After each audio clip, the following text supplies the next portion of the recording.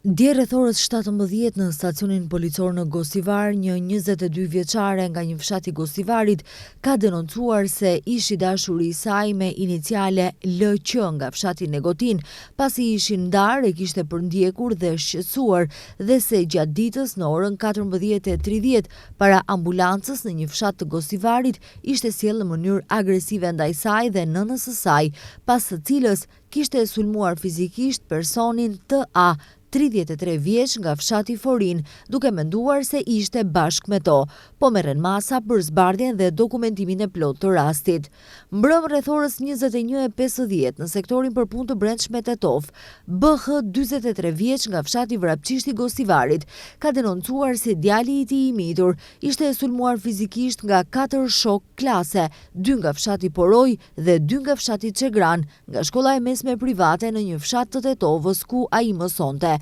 po merren masa për zbardhjen dhe dokumentimin e plotë të rastit.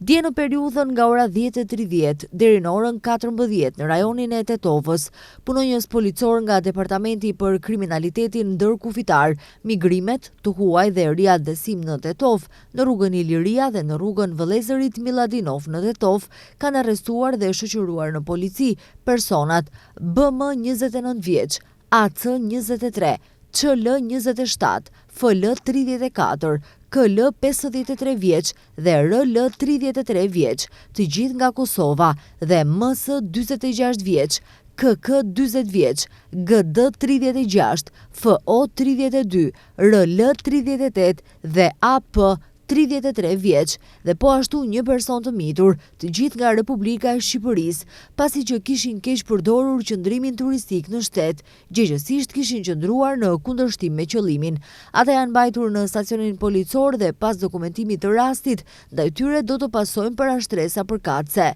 Dje në periudhën nga ora 9:30 deri në orën 14, punonjësit policor të stacionit policor Gostivar kanë kryer aksion kontrollues për zbulimin e personave që kryejnë transport publik pa dokumentacion përkatës. Me këtë rast, në rrugën Vëllezërit Gjinoski u gjetën 5 automjete të tipit Ford me targa të Gostivarit, të drejtuara nga MJ nga fshati Vrapçisht, HH nga fshati Senokos, AB po ashtu nga fshati Senokos, QA nga Gostivari dhe AH nga fshati Vrapçisht, të cilët kryenin transport publik të udhëtarëve pa posedimin e licencës. Pas dokumentimit të rasteve, ndaj tyre do të pasojnë parashtresa përkatëse.